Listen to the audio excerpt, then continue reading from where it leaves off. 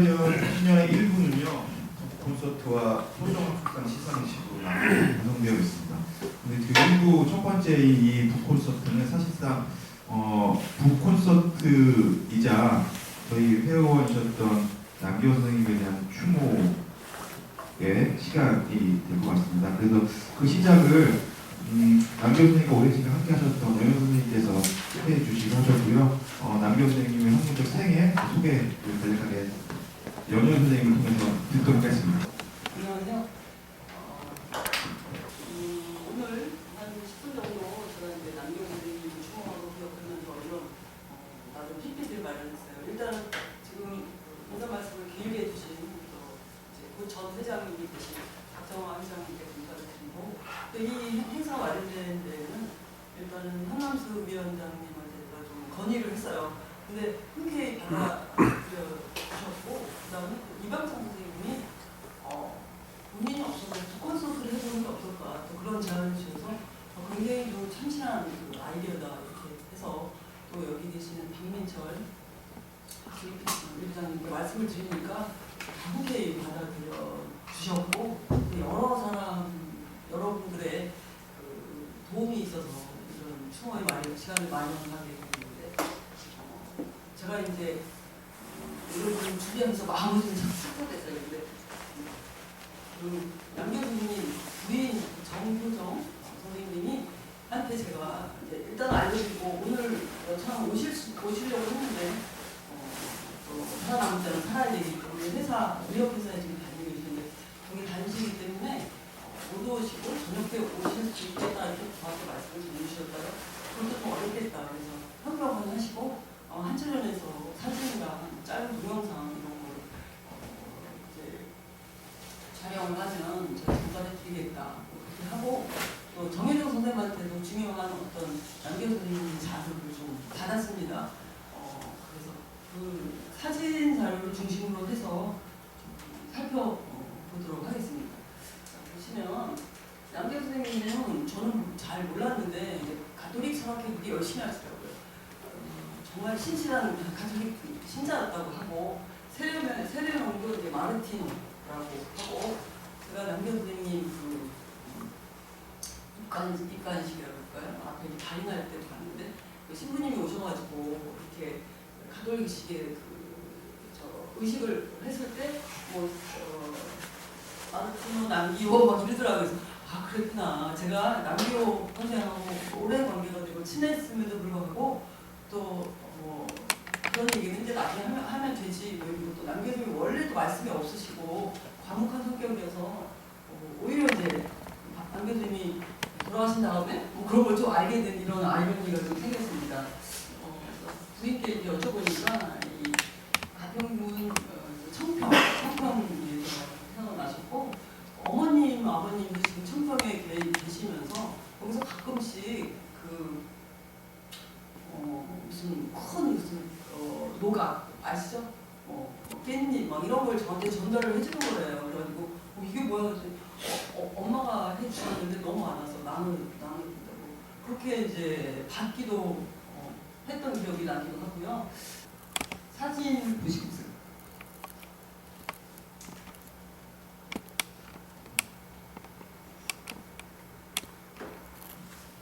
왼쪽은 그 신혼 때 사진인 것 같고 오른쪽은 조금 이제 남기호 제주도에 철학과 가셨을 때 하나님은 뭔지는 모르겠어요. 그게 이제 사진이 보이고 그 다음에 이제 남기호 선생님은 자식은 없는데 반려묘가 두 마리 있는데 두 마리가 같은 것 같기도 다른 것 같기도 잘 구별은 안 돼요. 근데 제가 사진 중에서 이제 골랐는데 왼쪽에 있는 건 아마 제주도에 그 철학과 가셨을 때 당연히 이제 반려묘 데리고 간 것 같습니다. 학년 보시면 다 아시죠? 남기호 선생님 구로고등학교 졸업하셨고 여기 철학과 이제 80학번이시고 제가 박사과정 때 아마 이제 입학을 하실 것 같고 뭐 그렇습니다. 그리고 이제 석사과정도 졸업을 하셨고 그 다음에 고민하시다가 결국은 이제 독일로 유학을 그 유명한 보훈대학에 이제 가셔서 그 청량회계 일련수 개념을 박사학위를 취득을 하셨고 왼쪽에 보니까 이게 이제 석사 때 여름에 그 졸업하신 것 같아요. 보면 좀 그런 모습이죠. 이건 이제 독일에서 이 유학생활 때 모습이고, 그 남교생 제가 처음 뵀을 때는 진짜 깡말랐어요. 정말 살점이랑 하나도 없고 완전히 뼈만 남았는데, 독일에 가셔서 그 식생활이 좀 바뀌고 이러고, 또 아마 운동도 별로 안 하시고 이러면서 조금 약간 좀 살이 좀 오르셨지만, 옛날에는 정말 너무 이제 마르고 말씀도 없고 너무 그 뭐랄까요, 그냥 공부만 하시는 그런 분이고, 목소리가 특유의 그 굵직한 그거 잘 알고 계시죠. 이제 독일 유학에 생활 때 사진 여러 장을 받았는데 그 중에서 제가 몇 장만 좀 실었습니다. 그리고 이제 이렇게 추려보니까 제가 이제 자기 때 연구협력위원장을 했는데, 그때 제주도 그 중간에 제주도의 철학가로 발령을 받으셔가지고 글로 이제 내려가시면서도 한철연의 그 제주도 철학 학생들 뭐 심포스 이렇게 막 초청도 하고, 그래서 막 그 한철연 신부가 이렇게 왁자지껄 하게 된 그런 경력도 있으셨고, 제주도 철학과 3년 계셨다가 연대로 이제 인문학연구원의 HK 교수로 먼저 올라오셨고, 거기 3년 계시다가 그러다가 이제 연대 철학과로 이제 본격적으로 발령을 받으셨어요. 근데 이게 공교롭게 정말 3년 이러면서 다 아시다시피 뜻하지 않는 그런 우리의 사고로 돌아가셨고, 한 4개월 지났는데 여전히 좀 그렇죠? 이게 이제 제주도 유채꽃 닮은 거 같기도 하고 이렇습니다. 제가 이제 말씀드리려고 하는 것은 한철원에서 굉장히 열심히 활동을 하셨거든요. 제가 연구협력위원장 할 때 학시 위장을 하시고, 그 다음에 제가 이제 7기, 이번 8기이고 그 다음에 이제 9기가 될 차례인데, 제가 7기 회장 할 때도 사업 1부장을 힘드시지만 맡아주셨어요. 그리고 그 시절에 코로나 때 거의 만나지를 못했는데도 불구하고 만날 때가 있을 때마다 나오시고 그랬고요. 원래발표에서 발표도 여러 차례 하신 건 제가 기억이 나고 저는 참석을 했었고, 이외에도 아까 가톨릭 신자이기 때문에 철학회, 철학연구, 한국철학회, 사회와 철학연구회 많은 학교에서 정말 너무 열심히 활동을 하셔서, 저는 이 선생님이 분명히 과로사인 것 같다. 좀 우리들 하는 것처럼 짧고 굵게가 아니라 길고 가늘게 이렇게 사셨어야 하는데, 너무 에너지를 그냥 한꺼번에 다 쏟으시다가 과로사 하신 게 아닌가 하는 안타까운 마음이 들기도 하고요. 이게 이제 제가 좀 정확하지는 않는데 한철원의 사진을 뒤져보니까 이 사진이 있어요. 여기 이렇게 보시면 여기 남교 선생님이고, 저쪽에 남교 선생님 보이시죠? 여기 뭐 안타깝게 또 김호철 선생님도 보이시고, 좀 그렇습니다. 그런 마음을 먹으니까 참 개인적으로 마음이 좀 안 좋았고, 그래서 제가 생각해보니까 이제 한철원에도 이규성 선생님 돌아가셨을 때, 그때 제가 이제 회장에서 장교를 지원했었고, 갑작스럽게 김 선생님 돌아가셨고, 그러고 난 다음에 또 갑자기 남 교수님이 돌아가시고, 이건 뭐지? 왜 선하고 착하고 능력의 사람들 다 그렇게 빨리빨리 하늘에서 돌아가는 것일까? 라는 생각도 들어서 너무 좀 안타까운 생각이 들기도 했습니다. 그리고 2021년 이게 코로나 한참 중인데, 이때 이제 발표를 하셨고, 그때 저희 근처에 횟집에 갔어요. 근데 이제 저는 비정규직 회장이고 뭐 그런데 남교 선생님이 내가 정규직이야, 내가 돈 낼 거야, 그래서 그 비싼 회값을 다 치렀던 그런 기억도 나시고, 실을 굉장히 싸지만데도 막 팔 걷어붙이고 열정적으로 이렇게 공부하시는 그 모습이 보이는데요. 이제 아까도 그리고 앞으로 콘서트나 말씀이 있겠지만, 뭐 칸트, 야코비, 피chte, 쉘링, 헤겔 이런 등이 근현대 철학, 물론 남 교수님이 이제 헤겔을 전공을 하지만 그 앞에 독자들 혹수를 위시해서 잘못 사상을 넘어서서, 그다음에 이제 칸트, 야코비, 그리고 오늘 우리가 콘서트를 하게 될 이 책이 있지 않습니까? 야코비의 독일 고전 철학.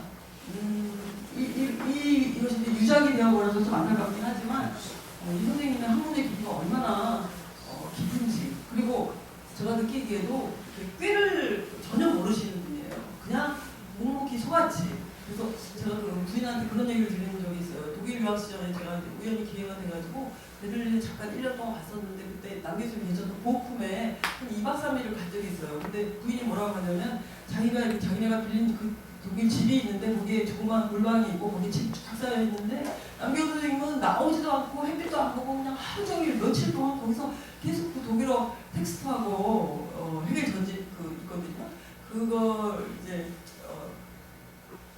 씨름을 하고 예를 들어 너무 건강이 이제 염려된다 뭐 이럴 정도로 그냥 자고면하지 않고 자기가 공부하고 싶은 것만 이렇게 하는 그런 강직하고 어떻게 보면 우직스러운 그런 공부 스타일을 지금까지도 고집하셨던 것 같기도 합니다. 그래서 이제 우리가 해겔 철학에 대해서 저는 해겔을 전공했지만 요즘엔 해겔이 실증난 사회 공부를 잘 알고 있는데 남교 선생님은 본인이 생각할 때 이게 이제 해겔 해석을 얼마나 이렇게 다양하게 열린 체계로 해석할 수 있는가 이런 것도 좀 탐색을 하셨던 것 같기도 하고요.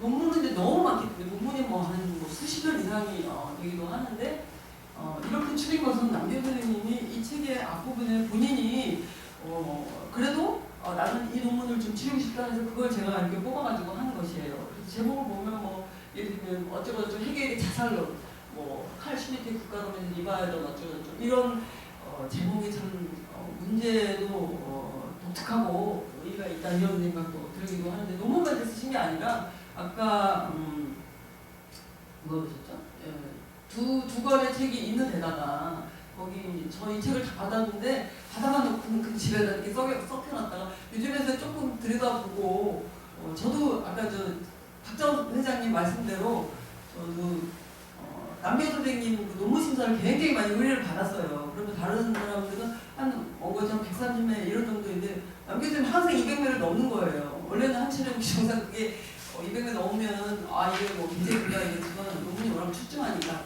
그렇게 해서 실렸던 그런 기억이 나고요.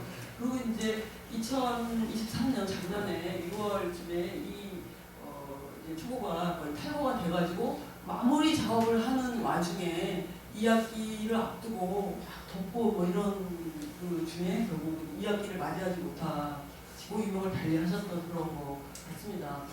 해겔과 그 작들 저도 그 내용 좀 봤는데 시간이 짧아서 그냥 넘어가기로 하고요. 독일 고전 철학 자연법 이것도 아시다시피 근대 철학에서의 무슨 로크나 홉스, 루소 등의 자연법과 다른 칸트, 피히테, 슐링, 헤겔 등에 있어서의 그 자연법과 국가이론이 어떤가 또 다 유명하게 아시는 말하자면 헤겔의 국철학에서의 국가론 거기에 나온 자연법 뭐 이런 거를 아주 흥미롭게 이렇게 말씀하신 저술한 책이기도 합니다. 그리고 이제 제가 공전은 한철연 위주로 좀 뽑았습니다. 여기에 하나, 둘, 셋, 네 권 있는데 세 번째만 제가 알기로는 사회와 철학 연구회가 거기 팀들과 공정한 것이고 나머지 철학자의 서재수, 다시 쓰는 서양근대 철학사, 그다음에 망각과 기억의 변질법도 다 한철연 에서 나온 책이고 한철연의 필자로 이제 들어가셨는데 특히 마지막에 망각과 기억의 변질법은 뭐 얘기 들어보니까 올해가 세월호 이제 10주년이라고 하고 우리가 2014년 세월을 보고 특강이 터졌을 때 뭐 강화문에서 농성도 하고 막 그랬는데 남 교수님한테 이 원고를 청소했고 그 원고를 다시 읽어보면 막 그 현실에 대한 어떤 끓는 분노 뭐 이런 것이 그 원고에 고스란히 담겨 있는 걸 느낄 수가 있습니다. 그리고 원래 말씀이 없는데도 뭔가 이제 저하고도 이렇게 좀 긴밀하고 친해서 이정은 선생님하고도 워낙 친했고 뭐 이래서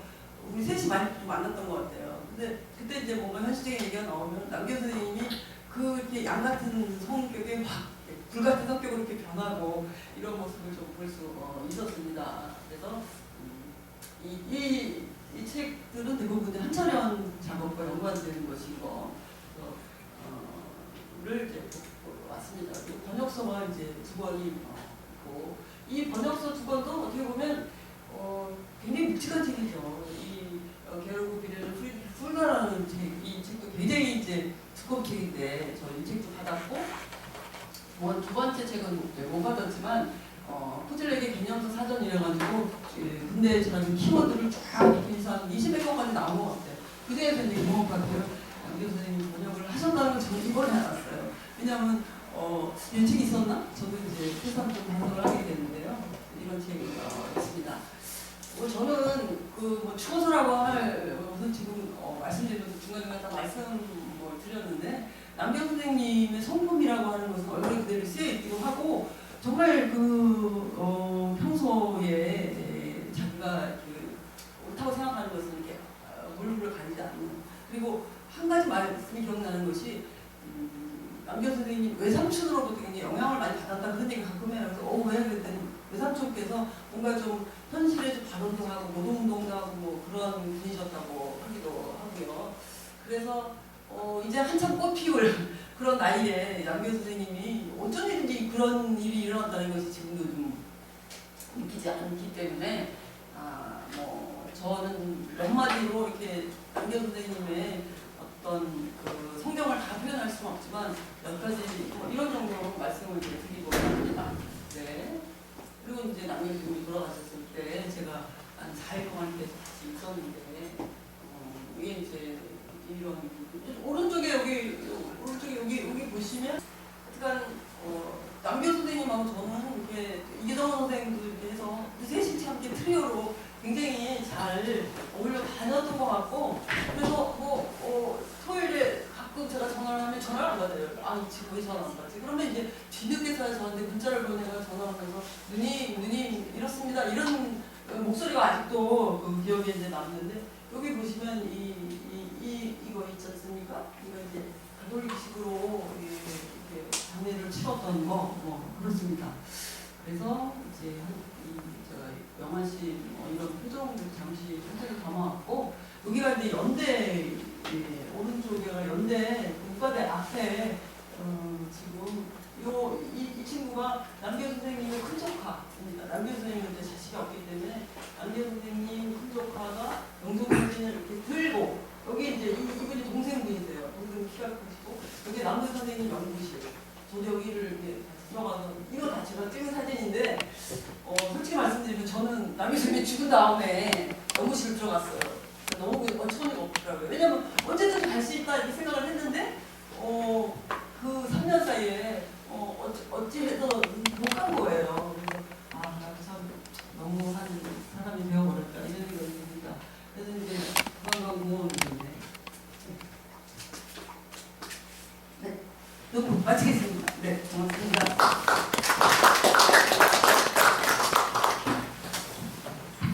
예. 네, 감사합니다.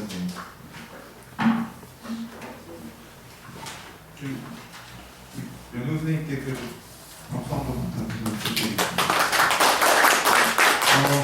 다음 순서는요, 북콘서트 진행하려고 하는데요.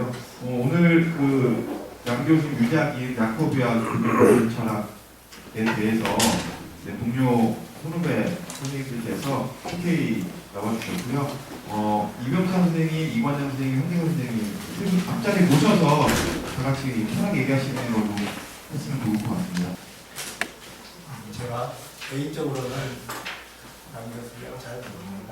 아마 나이 차이도 있고 또 활동 연대가 제가 부산에 있을 때라서 잘 만나신 분인데 논문이나 그런 이제 학문적 활동을 통해서 몇 번 만난 기억에 따르자면은 남교수님이 정말 학문적으로 치열한 것 같아요. 특히 이 시대는 해겔이 죽은 개로 취급되는 그런 시절인데도 불구하고 해겔에 대해서 열정을 가지고 하셨는데 아주 인상이 더군다나 그간 발간된 시이라든가 어떤 논문들을 제가 조금 써봤는데 그때마다 제가 느꼈던 것은 이분은 이야기의 재주가 있구나 단순히 논문을 학문적으로 전개하기보다도 뭔가 이야기와 연결시켜서 전개하는. 그래서 이제 예를 들자면은 해겔과 그의 적들은 법을 둘러싼 해겔과 논쟁을 벌였던 그 실제 삶에서 수행했던 그런 사람들 얘기를 끌어모아서 책을 하나 낸다든지 우리가 보고 있는 이 책도 야코비를 중심으로 해서 야코비가 비판했던 동시대 철학자들 칸트, 피테, 셸링, 해겔 등을 이제 끌어모아서 책을 하나 만들었는데요. 뭔가 이야기하는 아주 독특한 재질이 있는 것 같아요. 제가 그때 한번 같이 그 학문적으로 토론하고 썼던 가운데 자기가 한번 쓰고 싶다는 책이 하나 있었습니다.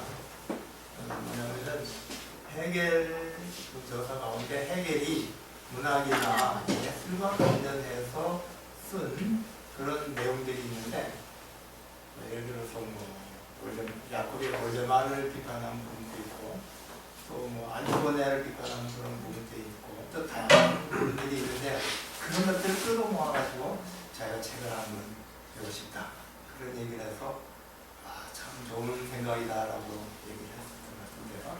유감스럽게도 그런 책은 아직 몇 가지 논문은 나왔던 것 같은데요. 그래서 제가 사실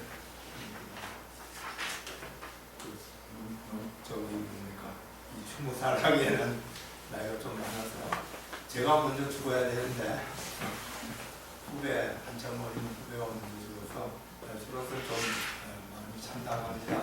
하지만은 남교 선생이 지금까지 남겼던 그 한국적 업적을 한번 정리하는 것이 살아남아있는 우리들의 과제가 아닌가라고 그렇게 생각을 해서 이거에 한번 정리를 해봤습니다. 앞에 얘기가 좀 길었는데요.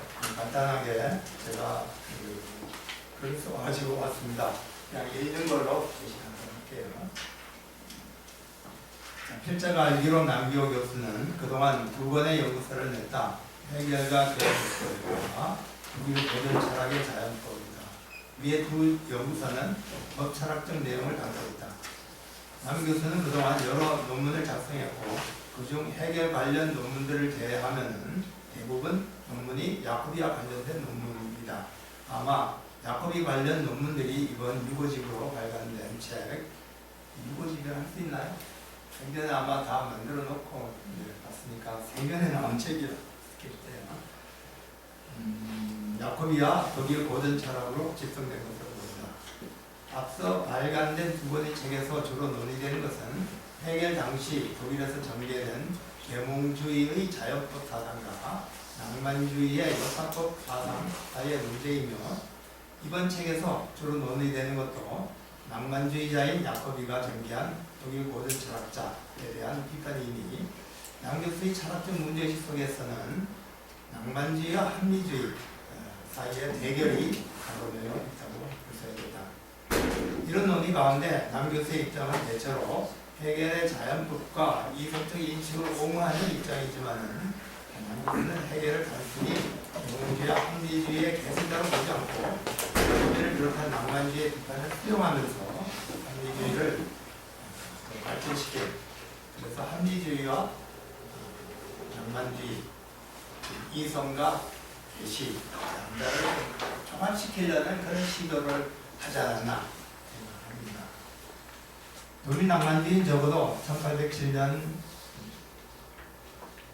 나폴레옹이 그 독일 점령 이전에는 프랑스적 민주제를 옹호하며 독일 봉건제도에서 비판적이었으나 나폴레옹 해방전쟁을 거쳐가면서 점차 보수화된다.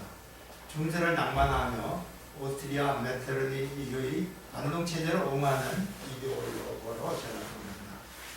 헤겔은 1802년까지만 해도 낭만주의를 옹호하는 입장에 서 있었지만 1803년 이후 비판적으로 전환하며 그런 비판은 1807년 발간된 정신현상학에서 본격적으로 등장합니다. 이 시기가 낭만주의가 보수화되는 시기였다는 것을 생각하면 헤겔의 비판이 어떤 맥락에 있었는지 이해할 수 있겠다. 헤겔과 낭만주의의 대결은 헤겔이 베를린 대학에 있을 때 더욱 치열하게 되니 그 한가운데 잔수 사건이 있었다. 그 사건에 대한 헤겔의 입장은 1921년 법철학에서 잘 알려집니다.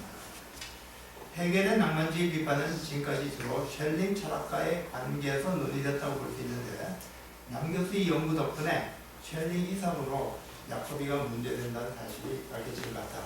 이 점이 헤겔 연구에서 남 교수의 중요한 철학적 기여라고 할 수 있습니다.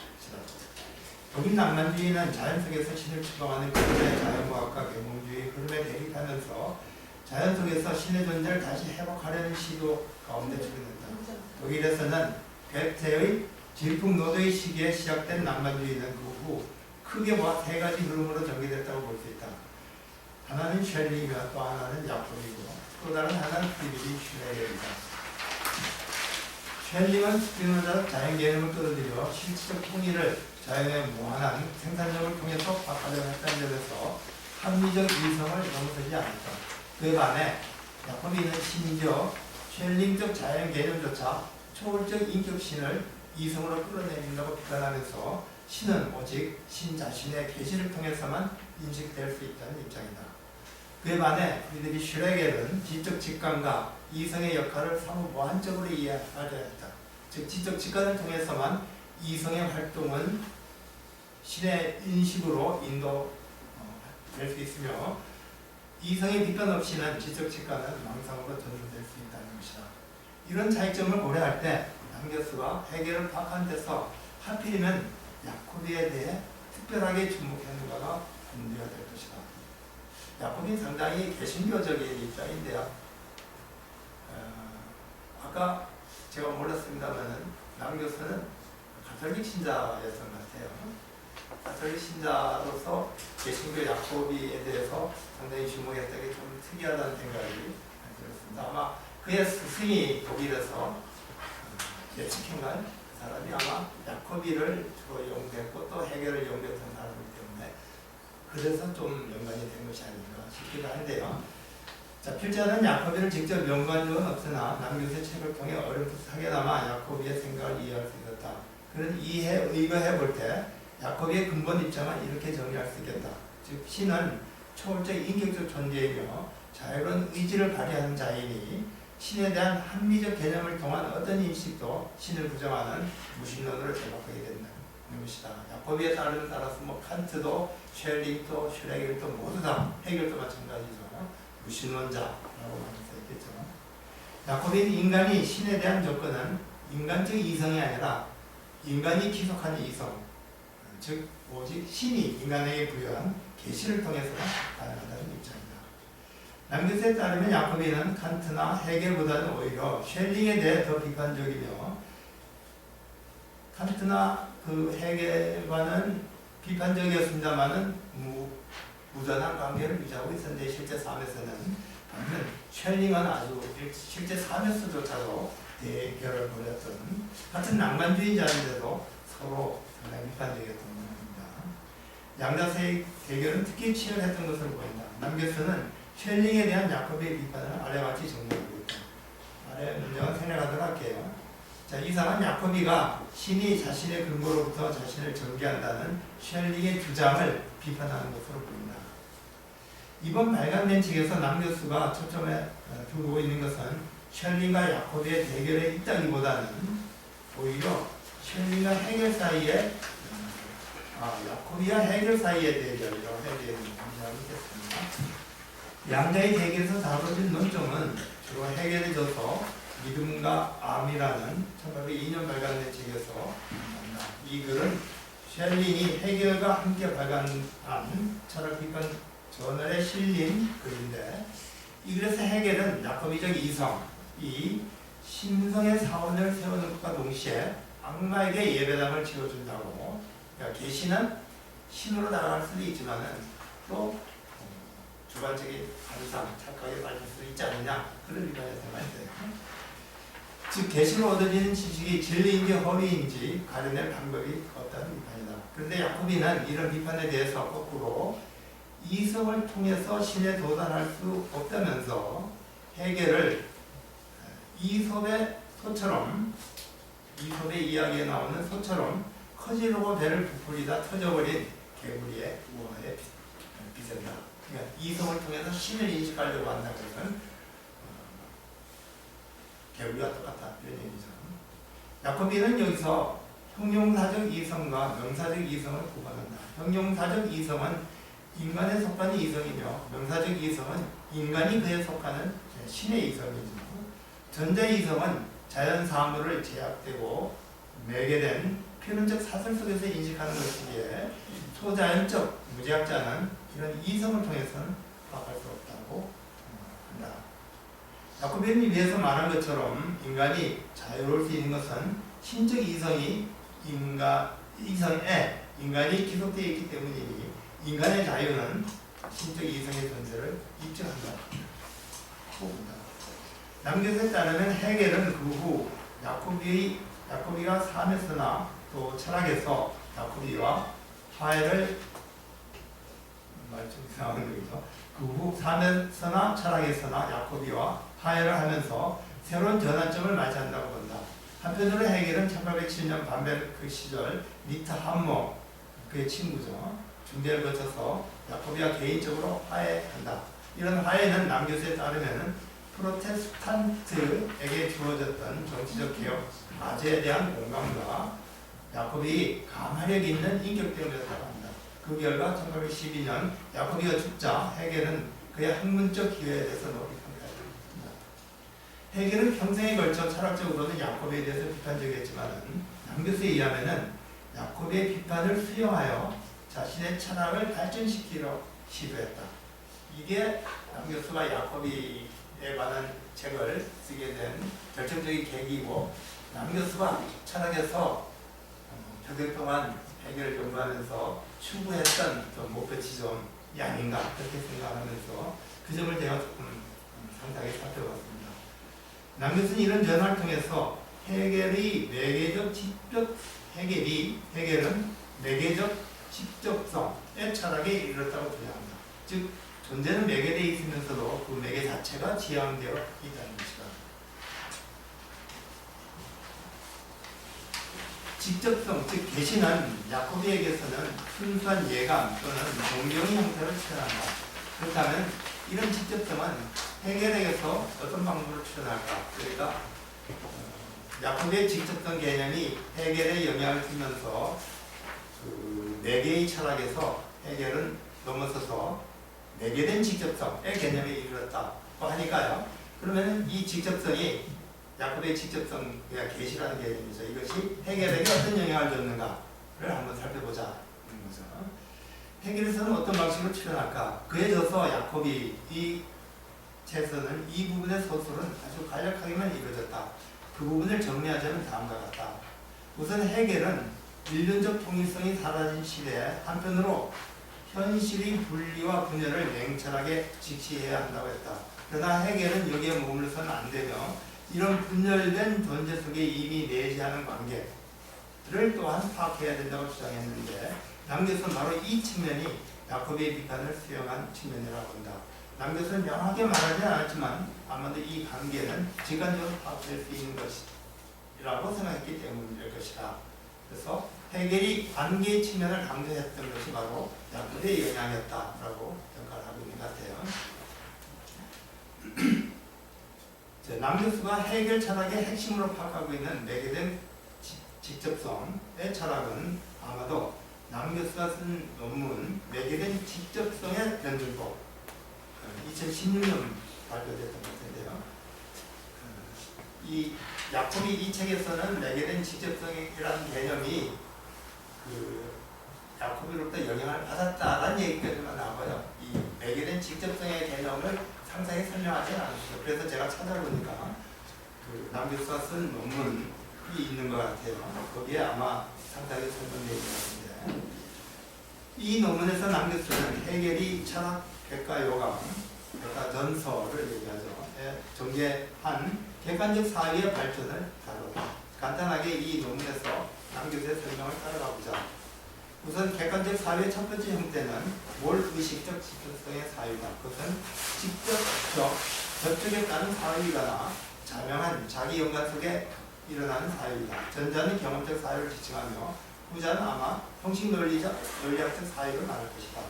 종전의 형이상학은 형식 논리학적으로 파악된 특성을 절대자의 수로로 파악하면서 절대자를 인식했다고 주장하는데 이런 형이상학은 절대자는 모든 수로를 넘어선 존재라는 점, 이 야코비의 기본적인 생각이죠. 이 점을 무시하고 있습니다.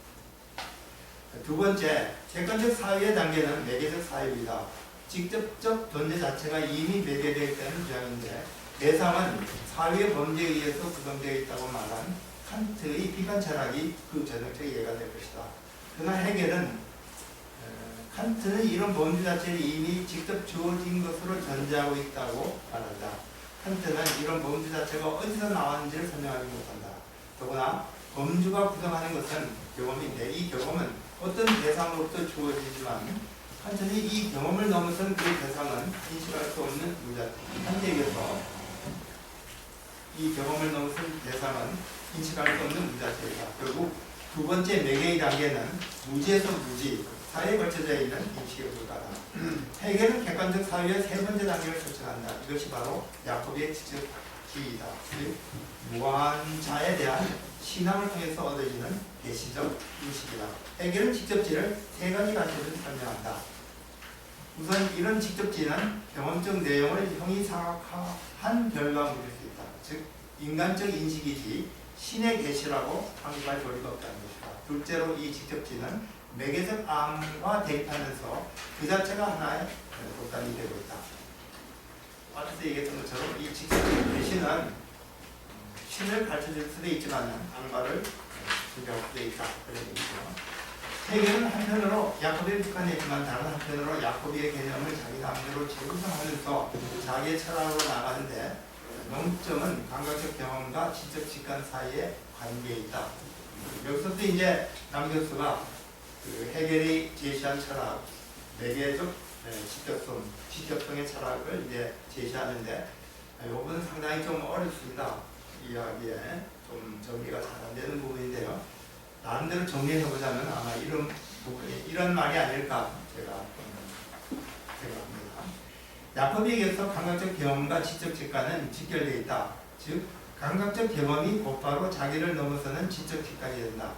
야코비는 이 관계를 매개로 파악하지 않고 매개를 배제하면서 오히려 비약을 통해서 서로 분리되어 있다고 본다. 그러나 해겔은 야코비의 이런 주장이 오히려 직접지가 매개된 지식임을 보여준다고 생각한다. 즉 지적 직관이 경험을 매개해서 출현한다는 것이다.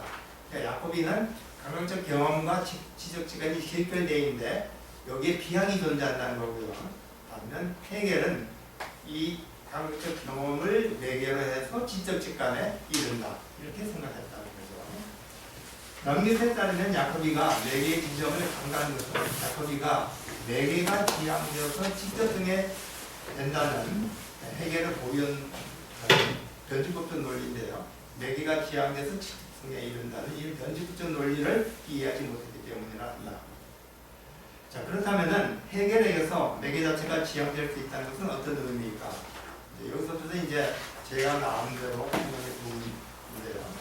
남교수에 따르면 바로 그것이 해겔에게서 가상의 역할이라고 한다.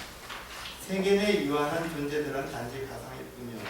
이 현상적 유한자들의 매개 속에서 매개 자체를 지향하는 것이 바로 본질적 사회의 참다운 본성이다. 남교수의 논문에서 제가 하는 말입니다. 해겔에 따르면 참다운 이성은 매개 자체가 지향되는 것 통해서 직접지에 이르는 것이다.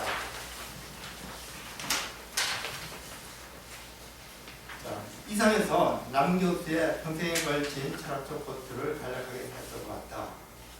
그러니까 야코비의 영향을 통해서 해겔의 철학이 나왔고 그 철학의 핵심은 매개적 직접성이라는 개념인데요.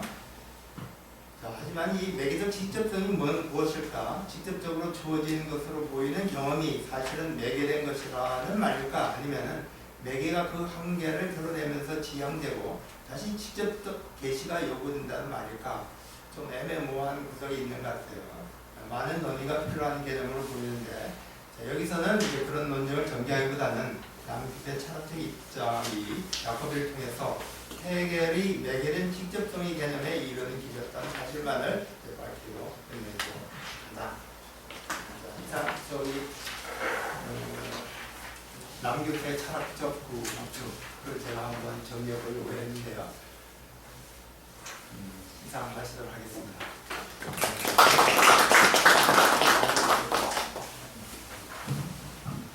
어떤 형식입니다.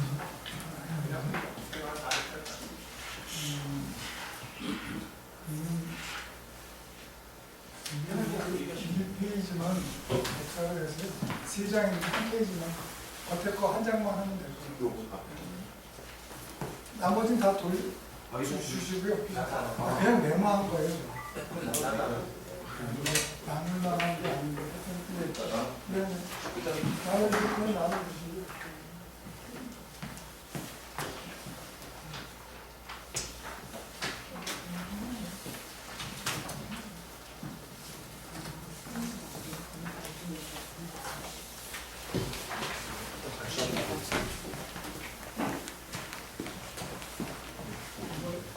여기 저는 앞부분만 좀 입장이 되게 읽기가 어려웠는데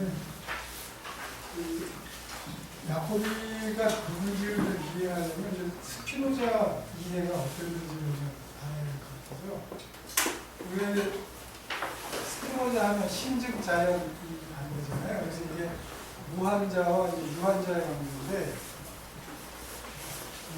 야코비는 이 관계를 뭐라고 하냐면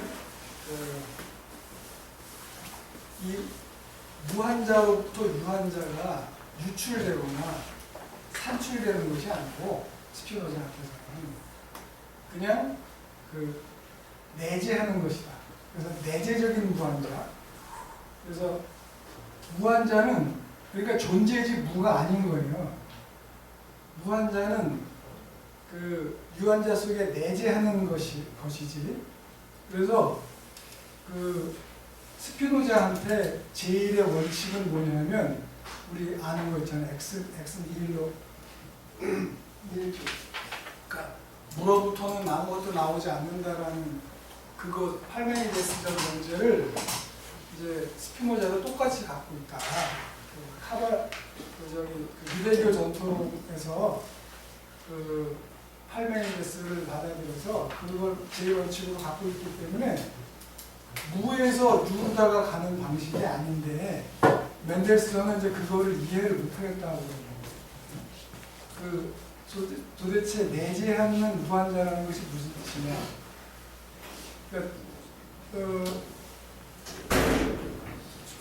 그러니까 무에서 유로 이행하는 것은 아니고 무한자가 유한자로 이행하거나 무한자에서 유한자가 유출되는 게 아니다. 무한자는 내재적인 것이고 영원히 불변하는 세계의 원인이다. 그래서 그리고 우리가 이제 그거를 보고 스피노자가 이렇게 파악한 걸 보고 이제 시작이 없는 무한한 계열이다라고 이렇게 보는 것도 그래서 그러면 이 무한한 계열이 무한저로부터 유출되는 거냐? 그게 아니라 그거는 우리 지성이 실체의 본질을 구성하는 것으로 그냥 파악한 것에 불과하다. 그러니까 제일 요체는 하여튼 무한자와 유한자의 관계, 신즉 자연의 관계가 결코 플로티누스처럼 유출되는 관계가 아니고 마치 헤라클레이토스의 불처럼 저는 그렇게 생각했습니다. 그 자체는 모든 것은 변화한다는 상징이 불이잖아요. 헤라클레이토스에서. 그러나 그것은 안 변하죠.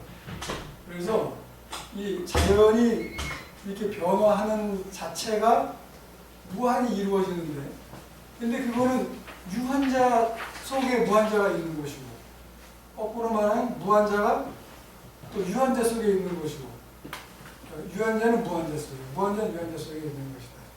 이렇게 이제 파악을 했는데 멘델스존은 자기는 그거 이해하기 어렵다라고 했다는 거예요. 하여튼 야코비가 스피노자를 이해한 거는 이렇게 이해를 한 겁니다. 그러니까 보통 이게 사실 스피노자 이해에서 제일 또 가장 많이 이해하는 방식이죠. 그래서 내재로서의 무한자 이렇게 얘기를 했는데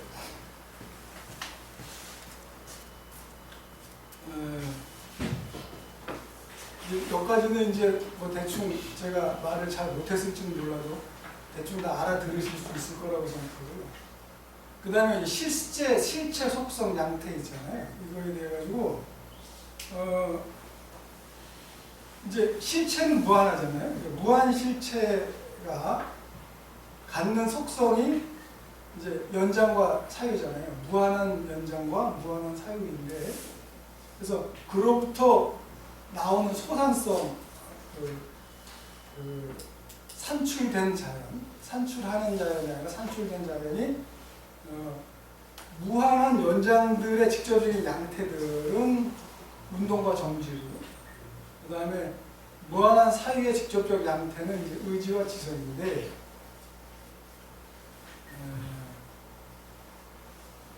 여기서 중요한 거는 이 무한 실체의 속성인 무한 사유하고 그 양태로서 무한 사유의 직접적 양태인 의지와 지성은 다른 거라는 거예요. 그러니까 무한 실체가 갖는 속성으로서의 무한 사유와 그것이 소삼으로서 무한 연장하고 무한 사유가 있는데, 여기 무한 사유는 이제 의지와 지성으로 나타나는데 이건 다르다는 거거든요. 근데 의지와 지성은 그러니까 산출된 것이잖아요. 그러니까 무한 실체의 속성으로서의 무한 사유와 그 무한 사유의 직접의 양태로서의 의지와 지성은 다른 것인데, 이거 프린트해서 돌렸어야 되는 거예요. 죄송합니다. 그러니까 의지와 지성은 산출된 거니까 이게 야코비의 주장입니다. 이곳으로부터 뭐가 산출될 수는 없는 거예요.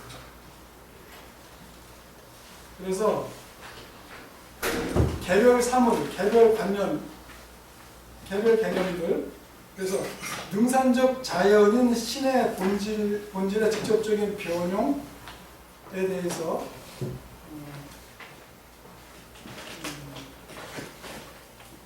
우리가 갖는 어떤 개별 그 야코비가 얘기하고 싶었던 거는 왜 이제 이성 신학이라고 해야 되나? 뭐라고 해야 되나? 그 이성을 통한 신의 인식 이런 것들을 부정하는 이유는 인간이 갖고 있는 의지와 지성이라는 것은 그것은 산출된 것으로서 새로운 것을 산출할 수가 없는데, 스피노자는 뭐라고 그러냐면 우리가 이제 이런 그 자연의 움직임 섭리에 따라서 그것을 이제 그 이성적 통찰을 통해 가지고 이제 그거에 따라서 이제 행동하는 것이 자유라고 하는데, 거기서는 자유가 있을 수 없다는 거예요. 이제 야코비 마지막 소명을 못하는. 스피노자는 어떤 정동이나 사념에 의해서 행위하는 것은 그 노예의 행위라고 했고, 자유로운 자는 자신의 정동이나 행위의 필연적 원인을 통찰하는 이성적 통찰에 의해 인도되는 사람만이 이제 자유롭다고 했는데, 의지든 관념이든 무한한 사유로부터 필연적으로 노출되는 자신의 존재, 내재적 본질의 법칙에 따라 행위하는 인간만이 자유롭다 이렇게 얘기를 했는데, 야코비는 이성적 통찰에 의한 행위건 정동에 따른 행위건 우리를 움직이게 하는 것은 그런 감각하고 사고를 단적으로 벗어나 있는 어떤 거다. 저는 사실 이게 잘 이해는 안 갔는데,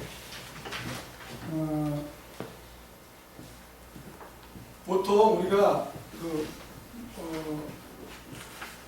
어떤 행위를 설명할 때 그게 이성적 통찰에 의한 것이든, 여기서 정동이라고 했는데 정동이라는 뭐라 하나, 그 감정의 변화에 따라서 이제 행동이 난다고 이렇게 인간론적으로 설명을 하잖아요.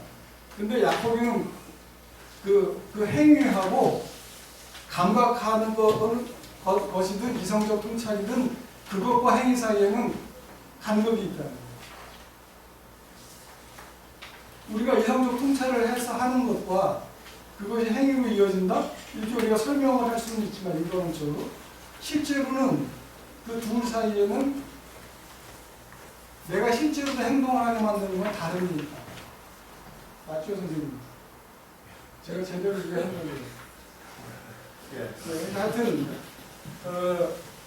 이성적 통찰에 의한 행위가 스피노자한테서는 자유를 주는 건데, 야코비는 이성적 통찰에 의한 행위건 정도의 감정에 따른 행위건 우리를 움직이는 건 이런 뭐 감정에 따른 것이든 사고에 따른 것인과 단적으로 벗어나 있다. 실제로 자유를 준다는 거예요. 내가 실제로 자유로운 활동이라는 것은 이런 것과 벗어나 있는 데서 그러니까 자유로운 행위라는 게 법칙에 따라 작용하는 사유와 연장의 변형들의 필연적 연쇄라면 영혼의 역할은 그저 뭐 그걸 지켜보는 것밖에는 없는 것 아니냐. 그래서 자유로운 행위의 핵심이라는 것은 결과 또는 작용의 최초 원인과 특정한 순간이 어디에서 시작되었는가에 있다. 나는 내 사회의 어느 순간에든 사물에 작용할 수 있는 어떤 능력을 지니고 있다. 이게 중요한 것 같아요. 그래서 나는 어떤 방향이든지 취할 수 있고 이 무규정적인 최초의 힘이 참된 의미의 의지의 능력이자 자유다. 인간의 자유는 어느 순간에든 자신의 감각이나 사고 또는 의지 규정의 필연적 연쇄를 단번에 뛰어넘는 결단의 능력이 있다.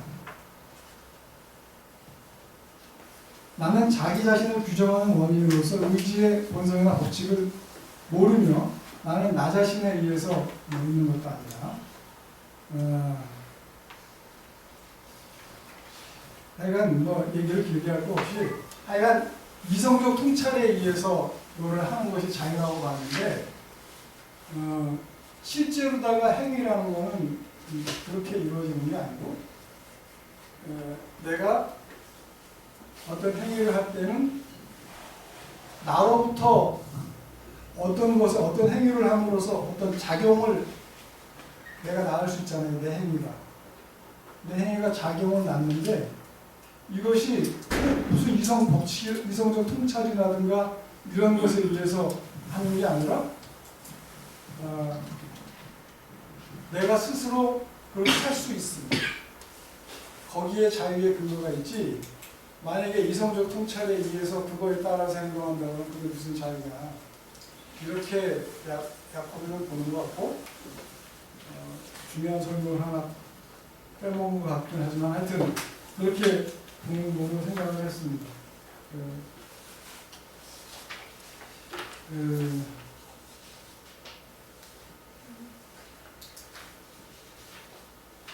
이제 실체라는 거는 우리가 이제 실체라고 할 때 실체는 야코비에 의하면 자기 자신을 절대적으로 직접 느끼고 있는 존재라는 거예요. 그러니까 자기 자신에 대한 이 직접적인 느낌이 실체가 갖는 절대적 자유라고 합니다. 우리가 보통 사유라고 할 때 사유는 대상과의 연관을 전제하는데 실체의 사유는 그렇지 않다는 거예요. 실체의 이 절대적 사유, 이 절대적 사유가 사실은 자기 자신에 대한 존재감이거든요. 왜냐하면 실체라는 건 자기 자신을 절대적으로 느끼고 직접 느끼고 있는 존재이기 때문에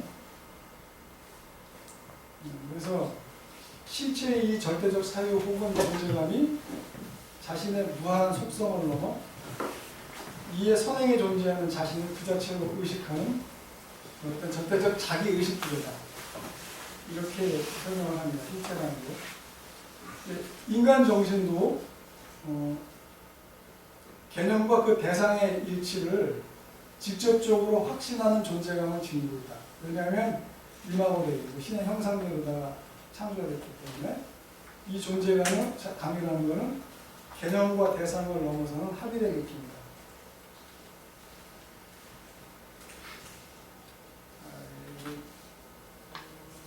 점점 길어지는데요.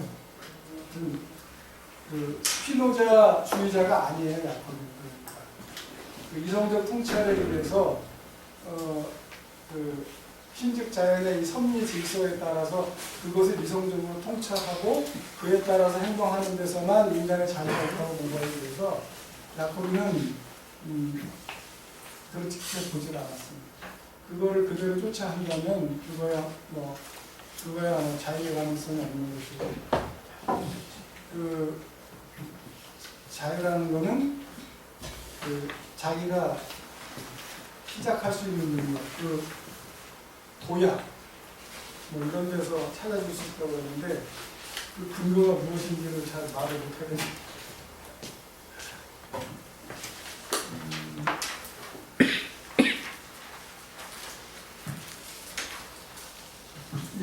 그 제일 앞에 붙인 걸 보겠습니다. 그 야코비 사상은 세 개로 요약할 수 있습니다. 하나는 계몽의 계몽이라고 이제 남자 선생이 계속 얘기를 했는데 계몽이라는 거는 미신에서 탈피하는 거잖아요. 이성적 사유를 통해 가지고. 그런데 이성적 사유가 가진 한계를 갖다가 그 비판하기 때문에 계몽의 계몽이고요. 내용은 그겁니다. 학문적 논증 방식을 선호하는 계몽이성의 이신론적 경향을 비판하고 신은 신앙의 대상일 뿐이지 그것은 아이의 대상일 수 없다. 오히려 그 계몽과는 반대되는 그러나 계몽이 놓치고 있는 부분들 그거에 대해서 비판하는 것이라고 볼 수 있겠습니다. 학문적으로 논증된 신은 규정의 필연적 사실을 초월하는 진정으로 자유로운 신일 수 없다. 근데 이제 스피노자가 기하학을 쓰잖아요. 그 기하학이라는 것도 자연적인 것에만 적용 가능한 것이지 기하학으로부터 그 스피노자의 철학이 나온 게 아니다. 이렇게 얘기를 합니다.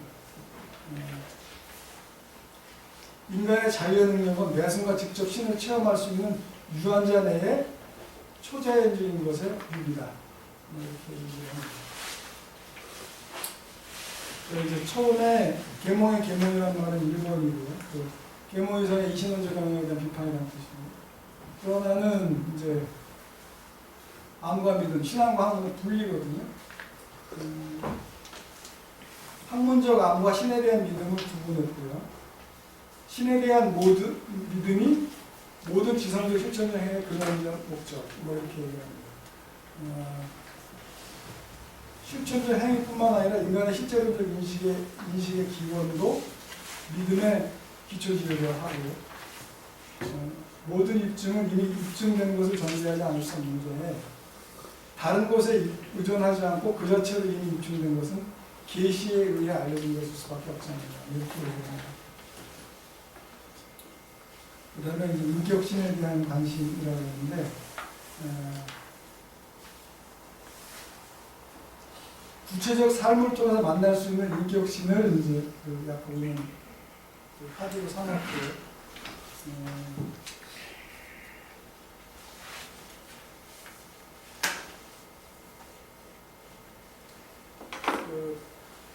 하여간 우리가 이렇게 살아가면서 그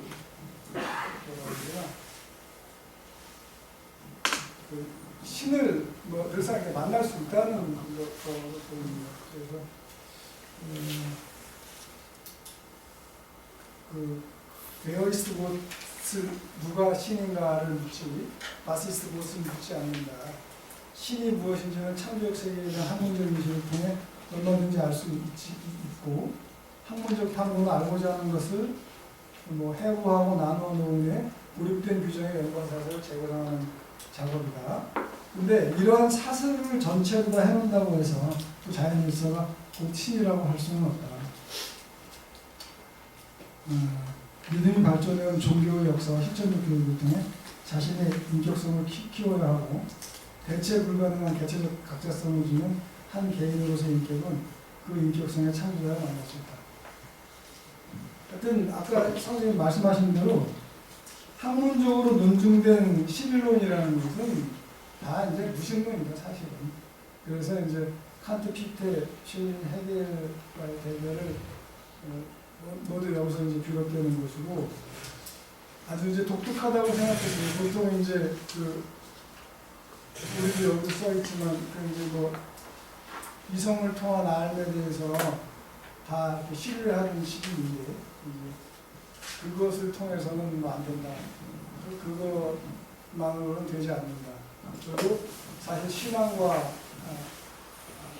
지식이라는 것은 사실은 분리될 수밖에 없다. 이렇게 주장을 하는 것으로 보입니다. 아까 좀 딴 얘기인데 네 개 얘기를 하니까 저는 그 생각이 들었어요. 엥겔스가 독일 농민전쟁을 보면은 수많은 사람들이 이제 매개 없이 직접적으로 해방하려고 한다는 걸 주장했잖아요. 그래서 공상적 사회주의자들이라고 그 사람들 얘기해요. 그러니까 신에 직접 다가가려고 합니다.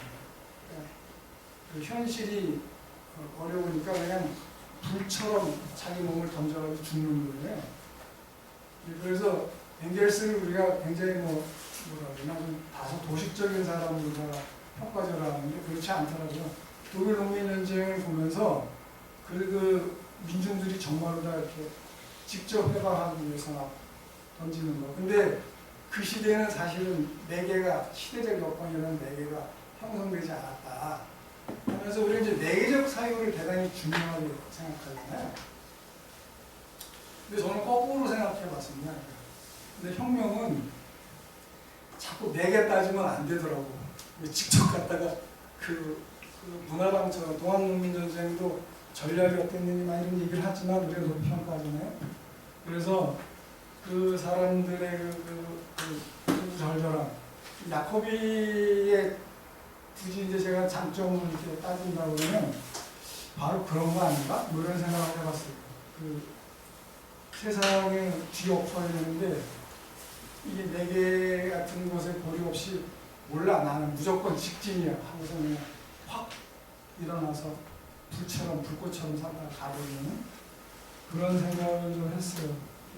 이거는 뭐 당연히 사적 유물론이나 이런 데서 우리가 받아들이기 대단히 어려운 사고이긴 합니다만 하여튼 두서없이 말씀드려서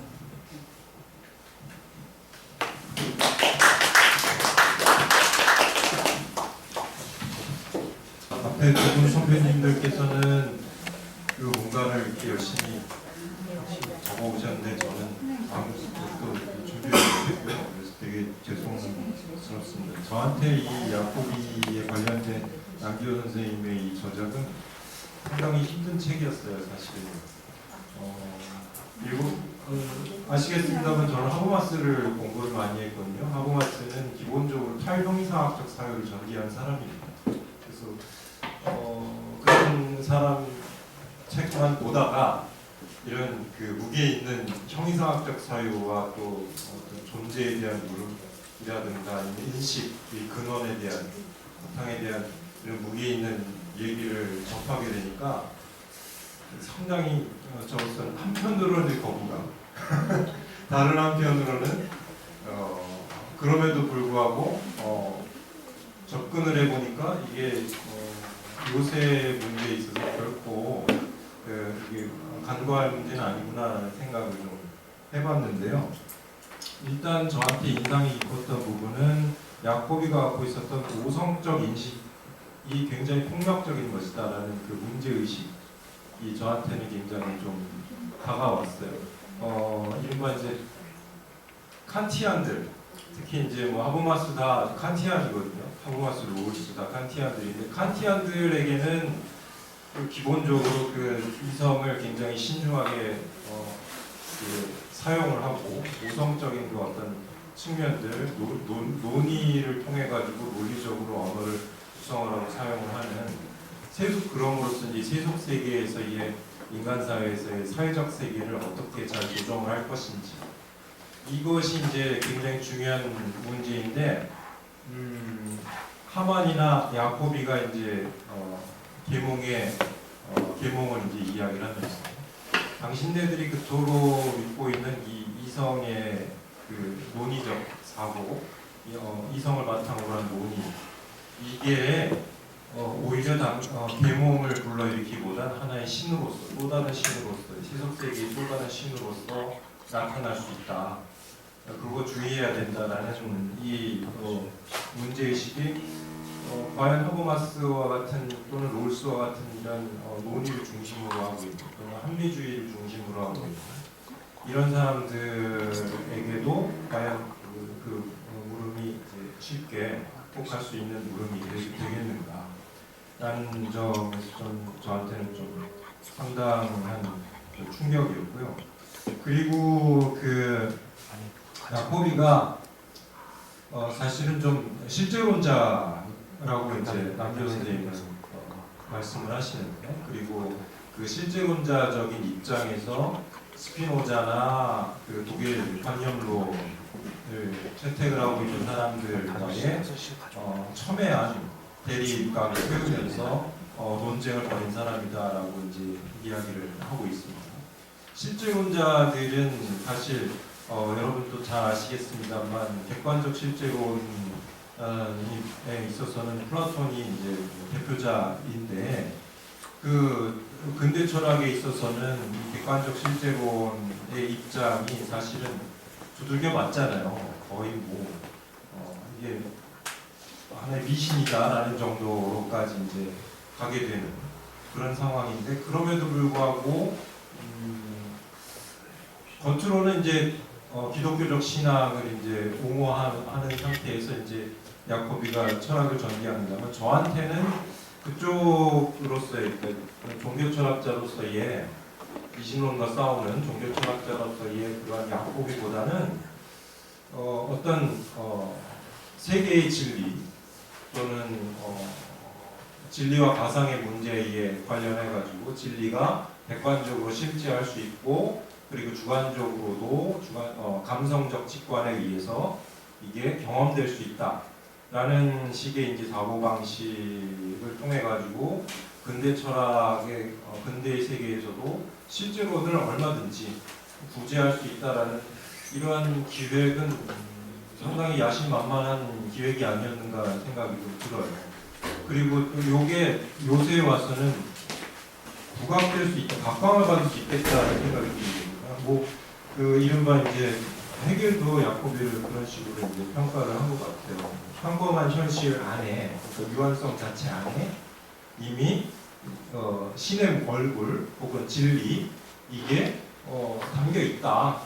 그것을 감각적 직관에 의해서 직접적으로 매개적 오성의 매개에 의해서 이걸 인식하는 그런 차원이 아니고 직접적으로 직관에 의해 가지고 이렇게 알아낼 수 있다, 파악해낼 수 있다. 근데 그게 해명은 불가능하다. 라는 식이 이제 이 사람의 입장인 것 같은데, 그렇게 되면 이른바 이제 대체성이라든가 주체성, 그리고 오성의 필연적 연관에서 벗어나는 그런 자유, 대체의 자유, 이런 것들이 이제 확보되는 측면에서 봤을 때 현대의 그 철학하고 철학적 사조하고 맞물리는 측면이 좀 있지 않는가라는 생각이 좀 들어요. 근데 걱정되는 건 만약에 그런 식으로 간다라고 할 경우에 독단의 위험이 과연 위험을 피할 수 있겠는가라는 거죠. 주관의 그 감각적 직관에 의해서 이것이 진리다, 이것이 세계의 목적이다, 또는 이것이 사회의 어떤 정의다 라는 식으로 이제 나는 그걸 봤다, 그 진리의 얼굴을 봤다, 정의의 얼굴을 봤다 라는 식의 이제 네가 몰라서 그러지, 설명해봐, 해명해봐. 그거 해명을 필요로 하지 않는다. 그건 느낄 수 있는 거야, 느낌이야, 그건 필링이야 라는 식의 이제 얘기로 이제 가게 되면 이거 굉장히 위험한 얘기가 될 수 있지 않겠는가 라는 생각이 좀 들었어요. 그런 면에서 봤을 때 야코비가 전개한 그 사유가 현대에 있어서 상당한 의미를 갖고 있긴 하지만, 여전히 허버마스가 얘기하는 사회형이상학적 사유, 그러니까 그런 야코비가 갖고 있을 수 있는 독단의 위험을 제동을 걸 수 있는 사회형이상학적 사유의 그 입지가 여전히 필요한 게 아닌가라는 생각을 좀 해봤습니다.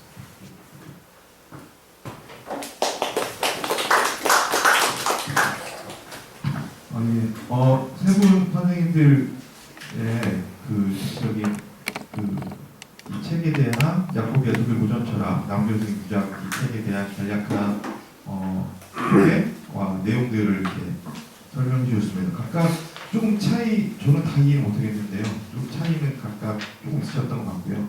혹시 여기 계신 우리 선생님들께서 질문이 있으시면 해주시고요. 세부 선생님께서 그것에 대한 답변을 해주시면 될 것 같습니다. 우선 책에 나온 얘기도 괜찮고 또는 오늘 지금 이 세부 선생님들이 해주셨던 어떤 소개, 글에 대한 소개 말에 대한 질문도 괜찮고 편안하게 주시면 좋을 것 같습니다. 또는 남교생님 개인에 대한 질문, 그 남교생님 개인에 대한 질문 놓치면 우리 조현숙 선생님께서 답변을 해주시면 될 것 같습니다. 편안하게.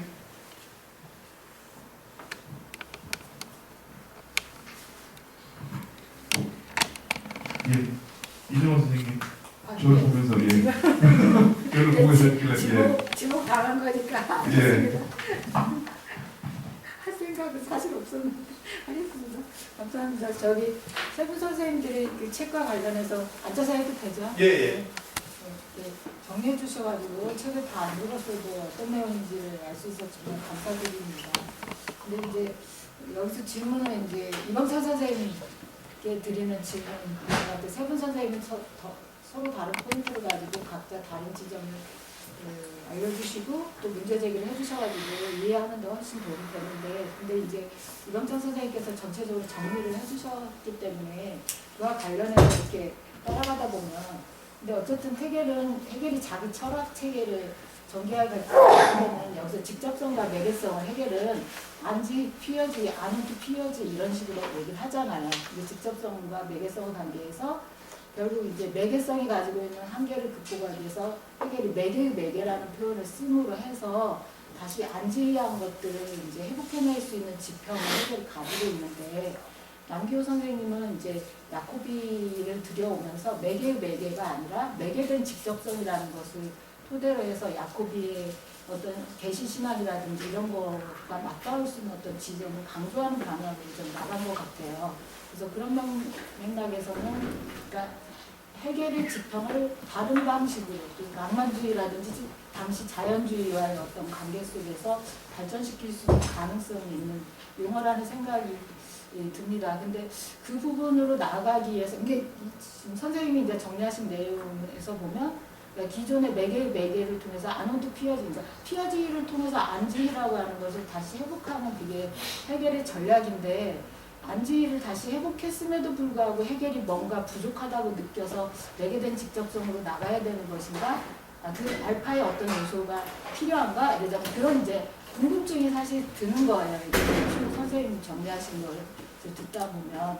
그래서 그게 같은 것인지 다른 것인지에서 이런 질문이 나올 수 있을 거라는 생각이 들고요. 그리고 그걸 이제 밀어붙이는 가운데서 이병찬 선생님이 딱 강조하신 게 마지막이 가상의 역할이잖아요. 근데 이 가상의 역할이라고 하는 것을 거기까지 연구를 하려고 했는데 못하고 남 교수님이 돌아가셨다. 이제 또 이렇게도 할 수도 있고 아까 말씀하신 거에 문학 작품들을 가지고 연구한다라고 하는 게 그렇게 나아갈 수 있는 고리가 아닐까라는 생각이 드는데요. 그런데 이제 저는 개인적으로 여기서 얘기하는 이 가상이 뭘까 정확하게.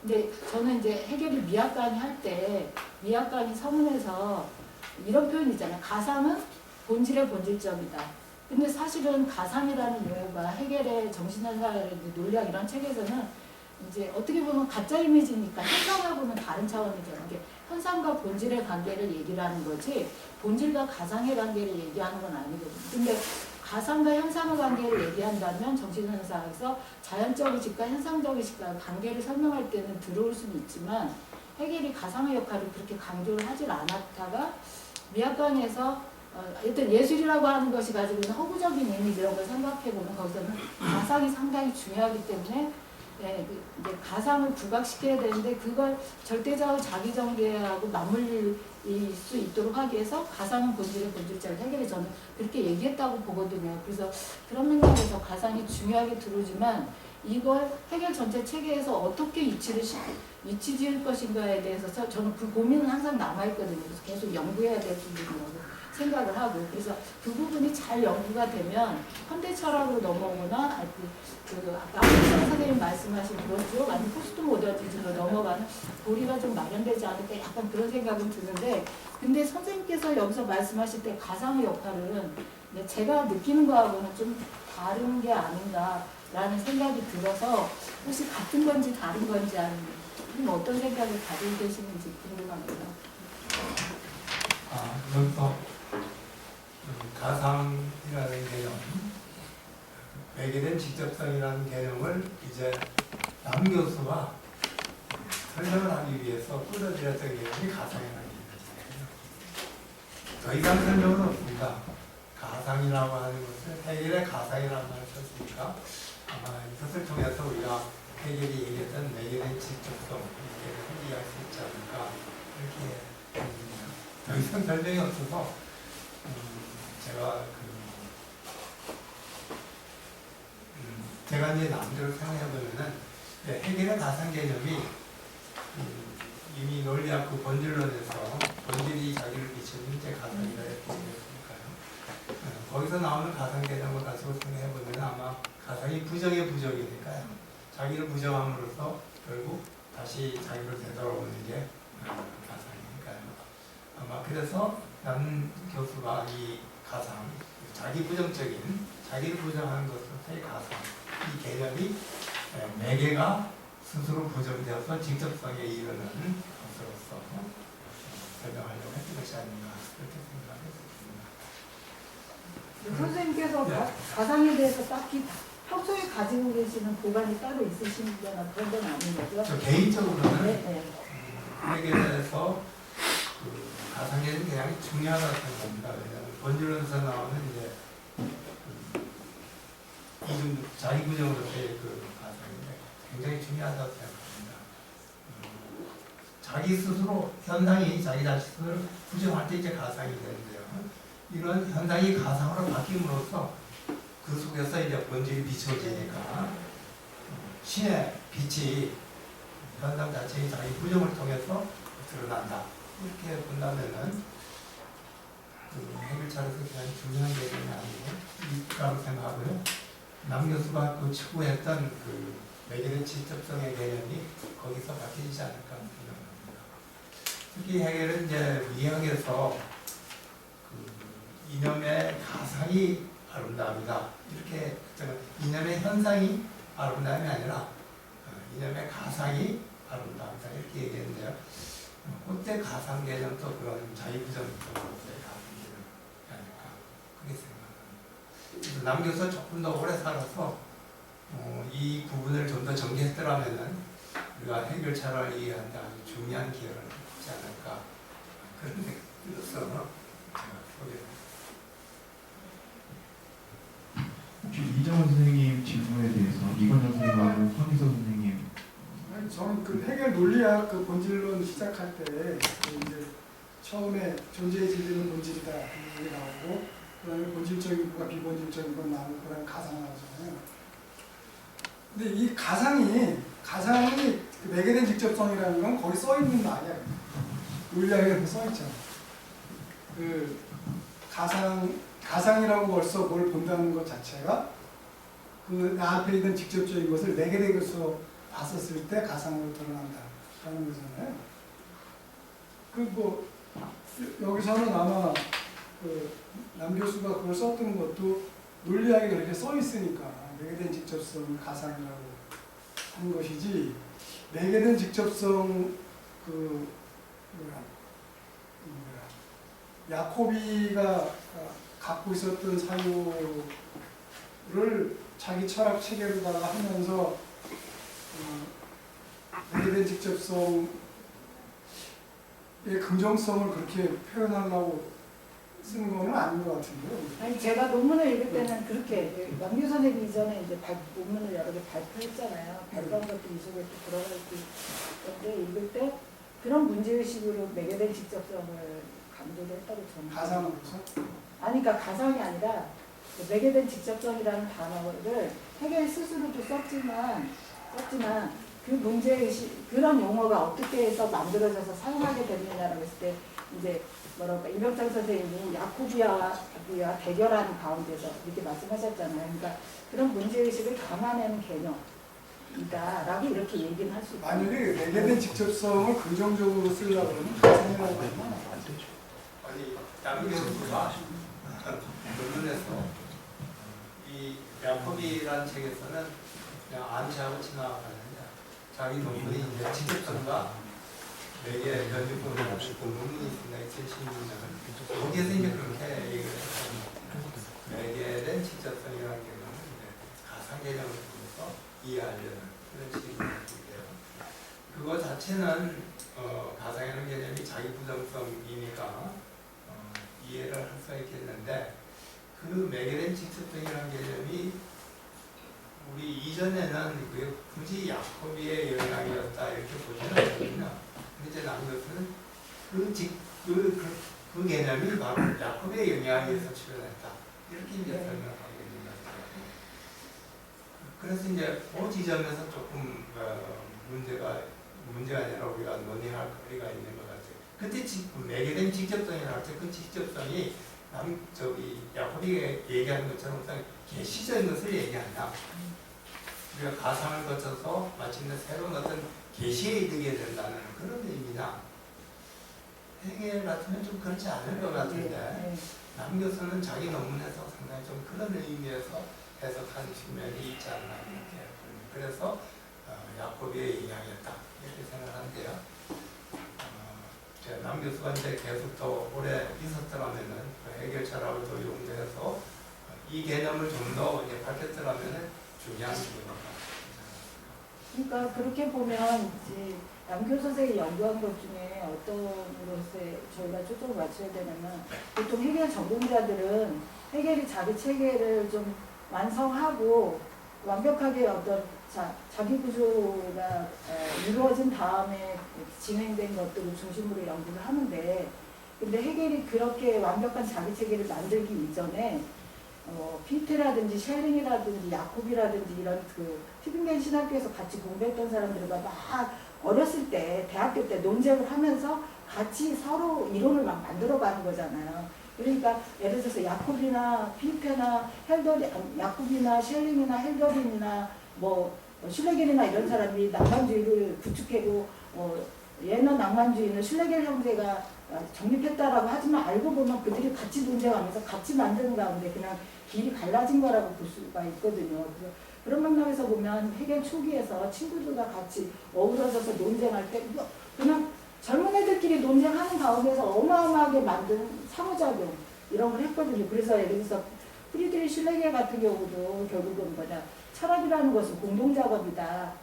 상호주관적인 것 이상의 친구관계가 굉장히 중요하다라는 걸 얘기를 사실 하잖아요. 그래서 그런 맥락에서 보면 남교 선생님이 연구한 이거는 초기에 그렇게 서로 영향을 주면서 형성하는 과정 중에 있었던 것을 반영해서 이런 식으로 용어들을 강조한 게 아닌가 저는 약간 그런 생각이 들거든요. 그게 우리는 결과를 보는데 남교 선생님 앞에 프로세스 형성된 이전 단계를 본다면 저는 충분히 야콥이나 이런 사람들한테 해겔이 영향받은 거 자기 용어를 만들었을 거라고 생각이 들거든요. 그러니까 그런 부분을 밝혀내는 한 작업이 해겔의 의미를 좀 더 풍요롭게 만드는 것 중에 하나가 아닐까라는 생각이 듭니다. 그런데 당시 이제 그 원인 철학자들은 신을 인식하려는 목표를 가지고 있었지만 뭔가 합리적 방식으로 신에 도달하는 그런 시도를 했었고 그런 가운데 이제 스피노자라든지 셸링이라든지 이런 사람이 나왔던 것 같은데 야코비의 비판이 그들에게는 굉장히 좀 심각한 문제였을 것 같아요. 그런 식으로 이성적으로 신을 인식하면 그것을 신을 이성으로 격화시키는 것이지 오성으로 격화시키는 것이지 진짜 진정한 신, 초월적이고 자유로운 그런 신은 아닐 거다. 네, 야코비의 비판이 그런 비판이었는데요. 그런 비판에 대해서 당시 그 이성적으로 신을 인식하고자 했던 그 셸링이나 해겔이나 뭐 이런 사람들은 상당히 당황했을 것 같아요. 그래서 야코비의 비판에 대해서 어떻게 응사하느냐를 굉장히 고민했을 것 같고 그런 데서 영향을 받았다. 사실 서로 친구 간에 아마 같이 술 먹고 서로 살다가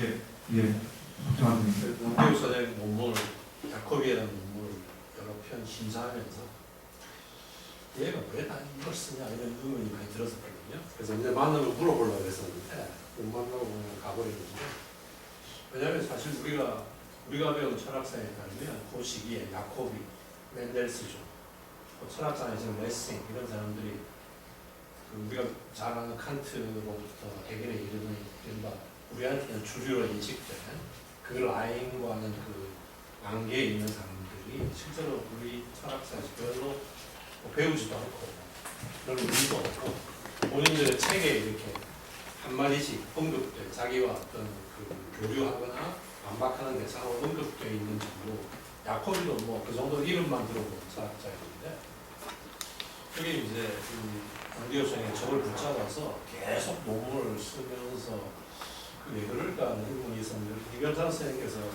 약간의 해석을 발표해서 내리고 계신데 그럼 결국 헤겔한테 헤겔 철학이 왜 이런 모습이 있겠는가에 대해서 중요한 형성사적 영향을 볼 때 야콥이라는 철학자의 낭만주의적인 접근이 중요한 영향을 줬다 이렇게 그걸 밝히려고 했다 이렇게 지금 해석하시는 셈입니다.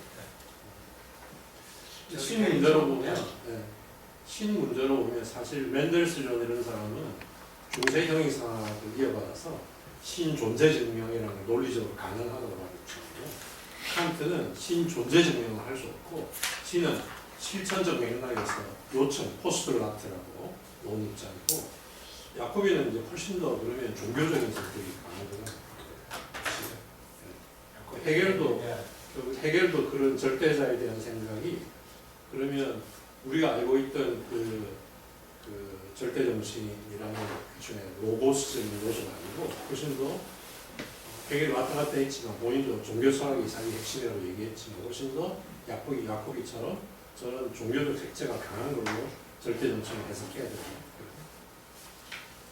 형님 해석해서 야코비 비판이 사실 저는 철학사 칸트에서 헤겔을 이루는 이 흐름에서 야코비가 무슨 기여를 했겠는가를 몰랐는데 남교수의 책을 위해 읽다 보니까 그래서 좀 이해가 됐어. 그런 점에서 남교수의 그 철학적 작업이 상당히 중요한 역할을 했다 생각을 합니다.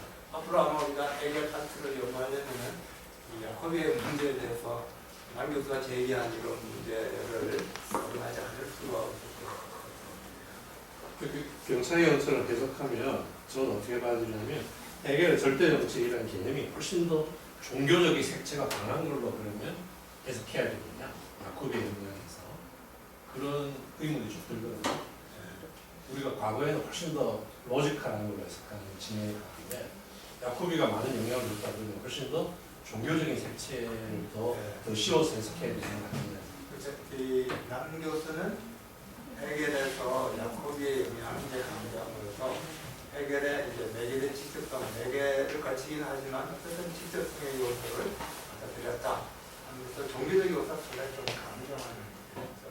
물론 이제 저 자신은 헤겔을 상당히 좀 유문론적으로 해석하려는 그런 입장이고 그래서 지금까지는 그렇게 해석을 안 했는데 그런 측면에서 볼 수 있겠구나 하고 생각합니다. 또 뭐 우리가 칸트는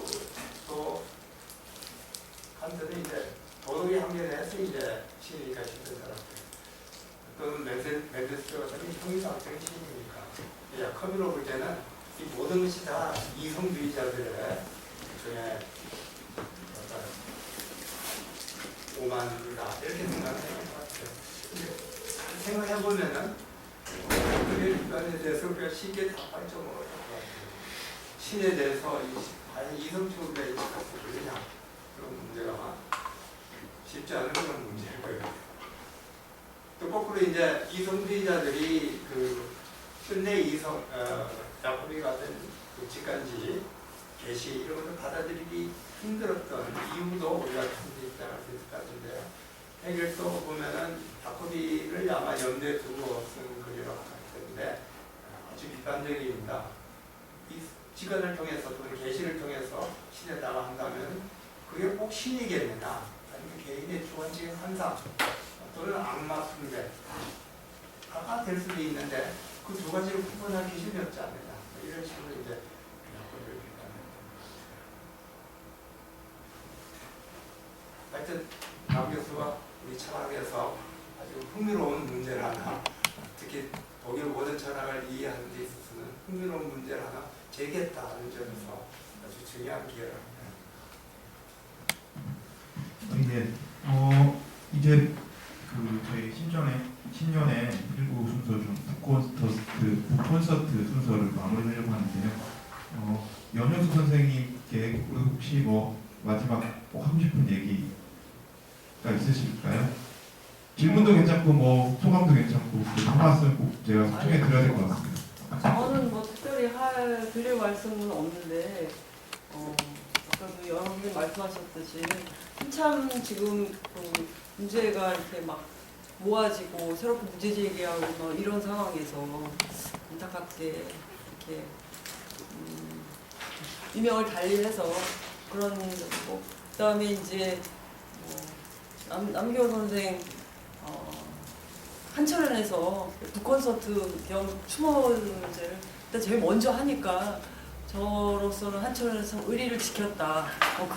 그런 점에서 한철원의 어떤 끈끈한 동지라든지 공동체 의식 뭐 이런 거에 대해서는 여러 선생님들께 제가 개인적으로도 또 어떻게 보면 연대 철학가의 한 또 일원으로서 감사의 말씀을 마지막으로 참 드리고 싶습니다. 그런 면에서는 진짜 제가 한철원에 오래 남아있길 잘했다 이런 생각도 들고 앞으로 또 우리가 마주할 다른 또 죽음을 생각하면 상당히 슬프긴 하지만 한철원의 이런 끈끈한 공동체가 저 개인적으로 뿌듯하다 이런 생각을 하게 되었습니다. 여러 선생님께 정말 이 자리를 위해서 다시 한번 감사드립니다. 고맙습니다. 네. 휴먼사를 주신 연효 선생님, 유영찬 선생님, 이건영 선생님, 황희선 선생님께 모두 다 큰 박수 부탁드리겠습니다.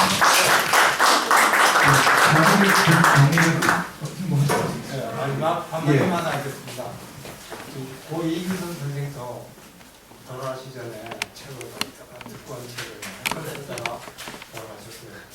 우리 남교 선생도 보면은 2019년, 2020년 이번에 이렇게 책을 쓰다가 돌아가신 것 같아요. 한편으로는 우리가 철학자로서 순교자라고도 말할 수 있는데 한편으로는 남아있는 우리로서는 오래 살기 위해서는 책을